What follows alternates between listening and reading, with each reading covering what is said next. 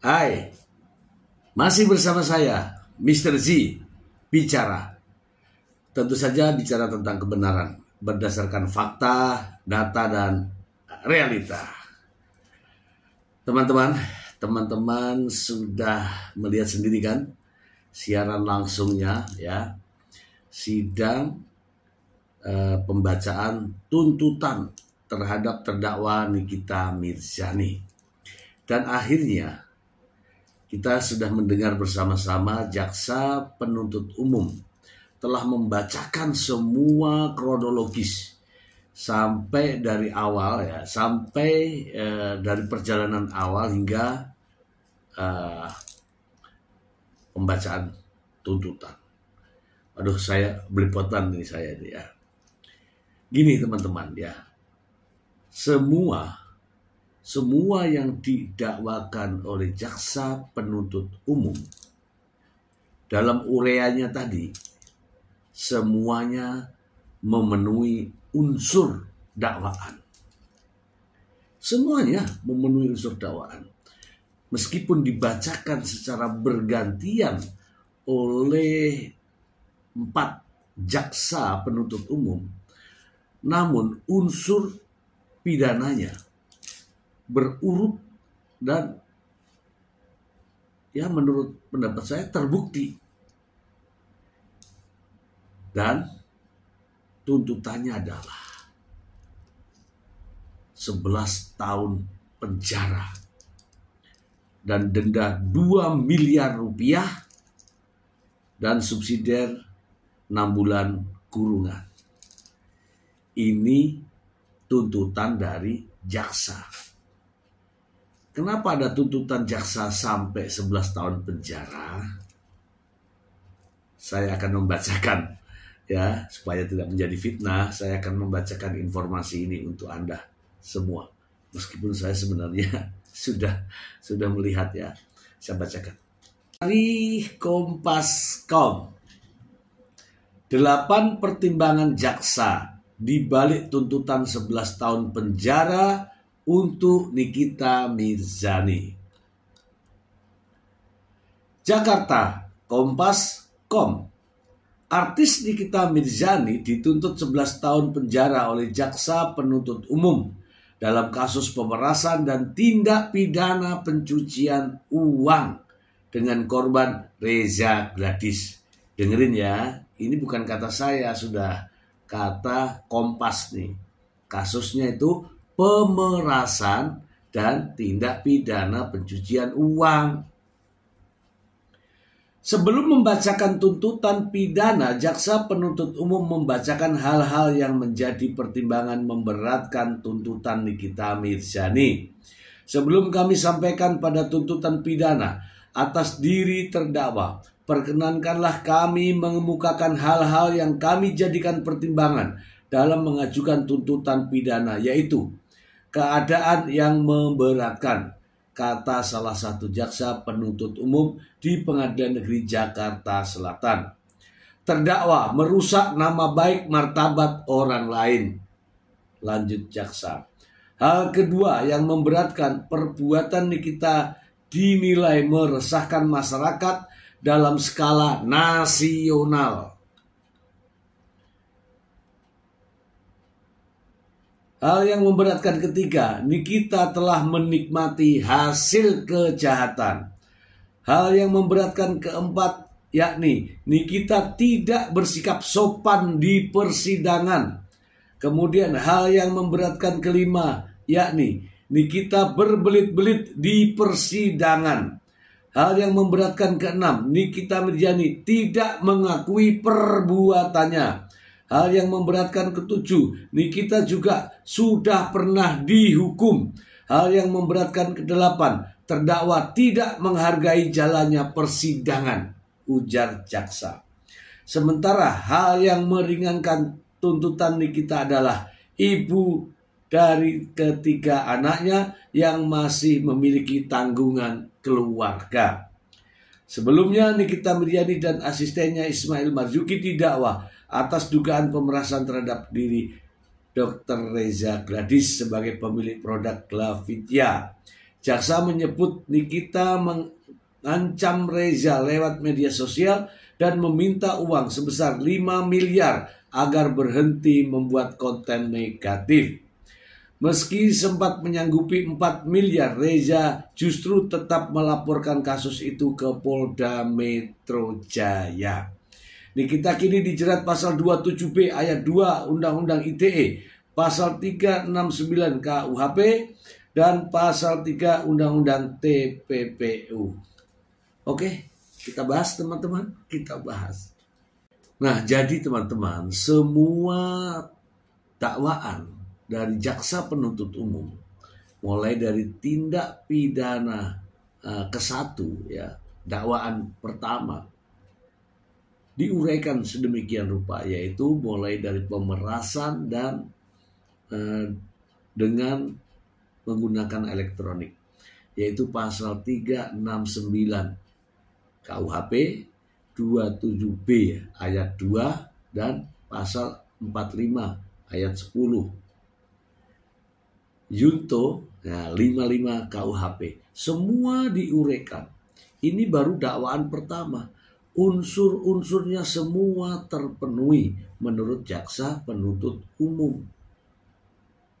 Kemudian dakwaan kedua, yaitu terkait dengan tindak pidana pencucian uang, pun jaksa penuntut umum menguraikan sedemikian rupa sehingga Nikita Mirzani memenuhi unsur dakwaan dari jaksa penuntut umum. Itulah fakta-fakta persidangan. Dan tuntutan 11 tahun penjara, kemudian denda 2 miliar rupiah, subsidiar 6 bulan penjara. Artinya apa? Ketika tidak sanggup membayar 2 miliar rupiah, maka harus menjalani hukuman tambahan 6 bulan penjara. Ini baru tuntutan jaksa. Bagaimana dengan putusan? Belum. Sabar. Setelah ini akan ada yang namanya pembelaan atau disebut pledoi. Kemudian ada tanggapan dari jaksa yang disebut replik, kemudian duplik tanggapan lagi daripada penasihat hukum. Baru kemudian adalah putusan hakim. Ya, biasanya sih kalau jaksa penuntut umum telah menuntut, maka ya tidak jauh-jauh lah putusan hakim. Yang jelas tadi dalam sidang ya, diuraikan semua barang buktinya, diuraikan alat buktinya, keterangan ahli dan sebagainya, semua diuraikan. Bahkan ya terkait dengan tindak pidana pencucian uang pun diuraikan dengan begitu jelas. Artinya apa? Artinya ya kalau saya katakan 100% jaksa penuntut umum meyakini bahwa unsur dakwaannya terpenuhi. Kita simak yuk jalannya persidangan berikut. Bahwa berdasarkan uraian di atas, perbuatan terdakwa Nikita Mirzani memenuhi unsur-unsur tindak pidana yang didakwakan. Pada diri dan perbuatan terdakwa Nikita Mirzani tidak ditemukan alasan pembenar ataupun pemaaf yang dapat menghapus sifat melawan hukum serta kesalahan terdakwa sehingga terdakwa dapat diminta pertanggungjawaban pidana dan dijatuhi pidana.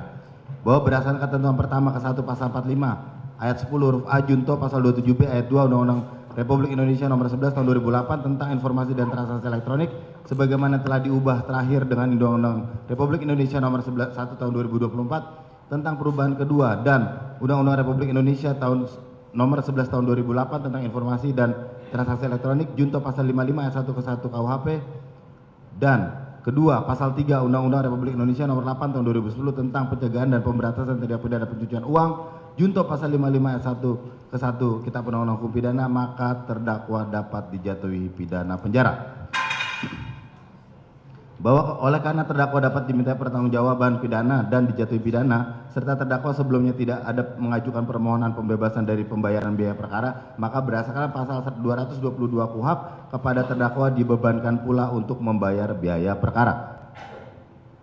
bahwa sebelum kami sampai pada tuntutan pidana atas diri terdakwa, perkenankanlah kami mengemukakan hal-hal yang kami jadikan pertimbangan dalam mengajukan tuntutan pidana, yaitu keadaan yang memberatkan, perbuatan terdakwa merusak nama baik martabat orang lain, perbuatan terdakwa meresahkan masyarakat dalam skala nasional, terdakwa telah menikmati hasil kejahatan, terdakwa tidak bersikap sopan di persidangan, terdakwa berbelit-belit di persidangan, terdakwa tidak mengakui perbuatannya, terdakwa sudah pernah dihukum, terdakwa tidak menghargai jalannya persidangan. Keadaan yang meringankan, terdakwa masih memiliki tanggungan keluarga. 5. Tuntutan. Berdasarkan uraian yang dimaksud, kami penuntut umum dalam perkara ini dengan memperhatikan ketentuan undang-undang yang bersangkutan untuk dan atas nama negara menuntut supaya Majelis Hakim Pengadilan Negeri Jakarta Selatan yang memeriksa dan mengadili perkara ini memutuskan: 1.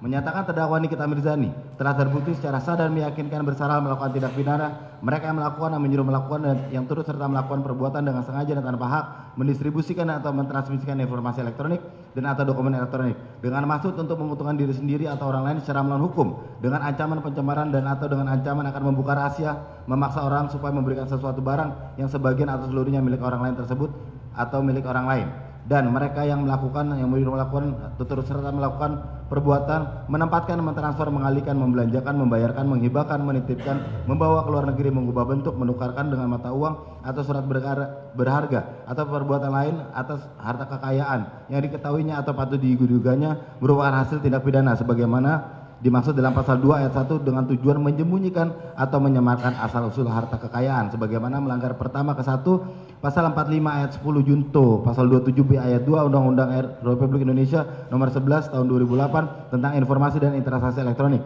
sebagaimana telah diubah terakhir dengan Undang-Undang Republik Indonesia nomor 1 tahun 2024 tentang perubahan kedua atas Undang-Undang Republik Indonesia nomor 11 tahun 2008 tentang informasi dan transaksi elektronik junto pasal 55 ayat 1 ke 1 Kitab Undang-Undang Hukum Pidana, dan kedua pasal 3 Undang-Undang Republik Indonesia nomor 8 tahun 2010 tentang pencegahan dan pemberantasan tindak pidana pencucian uang junto pasal 55 ayat 1 ke 1 Kitab Undang-Undang Hukum Pidana. 2. Menjatuhkan pidana oleh karena itu dengan pidana penjara selama 11 tahun dan denda sebesar 2 miliar rupiah dengan ketentuan apabila denda tersebut tidak dibayarkan maka diganti dengan pidana kurungan selama 6 bulan. 3. Memerintahkan supaya terdakwa tetap ditahan. 4. Menyatakan barang bukti berupa 1. Satu buah sistem elektronik akun WhatsApp dengan nomor 081288779794 sampai dengan barang bukti dengan nomor urut 39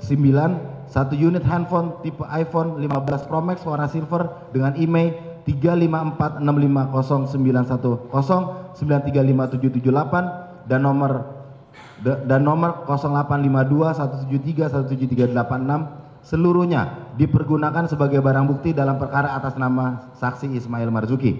5. Menetapkan agar terdakwa membayar biaya perkara sebesar Rp5.000. Demikian surat tuntutan ini kami bacakan dan diserahkan dalam sidang hari ini Kamis tanggal 9 Oktober 2025 Jakarta 9 Oktober 2025 penuntut umum ditandatangani. Terima kasih Om. Oke teman-teman, sampai di sini dulu ya, ya mudah-mudahan kita bisa mengulas ya terkait dengan kasus ini sampai tuntas ya. Ini sekedar hasil hari ini, yang jelas jaksa telah ya menuntut terdakwa Nikita Mirzani 11 tahun. Artinya jaksa meyakini ada tindak pidana yang dilakukan oleh terdakwa. Demikian informasi, semoga bermanfaat untuk Anda. Terima kasih. Bye.